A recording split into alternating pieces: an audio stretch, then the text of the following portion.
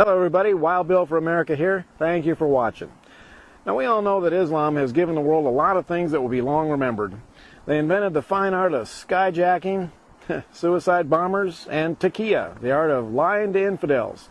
They are the only religion to develop a preschool program where the children sing about exterminating Jews, and I do believe they are the only ones to demolish 2 skyscrapers while 3,000 people were still inside.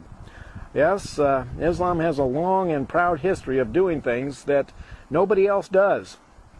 But by far the most creative invention of Islam is the Palestinian, a person who has never been seen before in the modern world, who supposedly lived in a nation that never existed.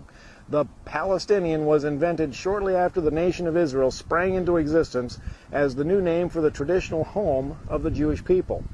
Now, prior to the invention of the Palestinian, the Arab nations had been lusting for the land of the Jews because the hard-working Jewish people had transformed that dry, parched desert land into a well-irrigated and beautiful oasis, and the Arabs decided they wanted it. So in the traditional Muslim style, they sent in massive armies to massacre the Jews and steal their land. But the Israelis stomped the living doggy-doo out of them and sent the Arabs fleeing back across the border like a bunch of whipped puppy dogs, and they've been afraid of the Israelis ever since.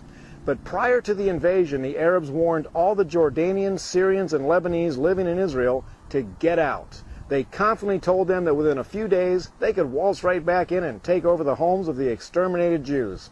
But when the Arab armies failed to capture even one Jewish home, the Arabs who had left had no place to go, and that's when the Muslims invented the Palestinian. They told the Jordanians, Syrians, and Lebanese that they are now Palestinians, and they were to spread the story that the Jews had stolen their homeland from them, leaving them as poor refugees. Now, the idiots at the United Nations bought that lie hook, line, and sinker, and American liberals, also being idiots, joined right in.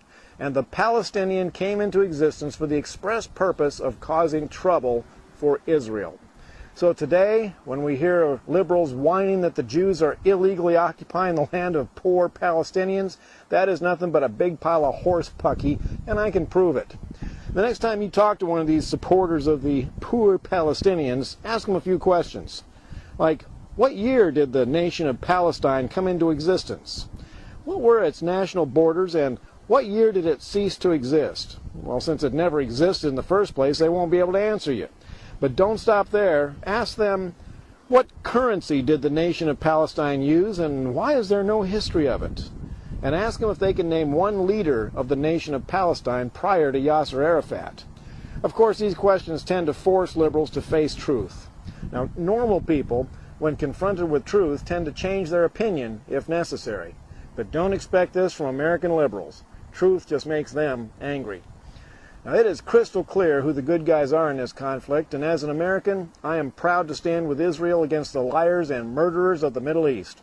And as an American, I am ashamed that our liberals tend to take the side of the liars and the murderers of the Middle East.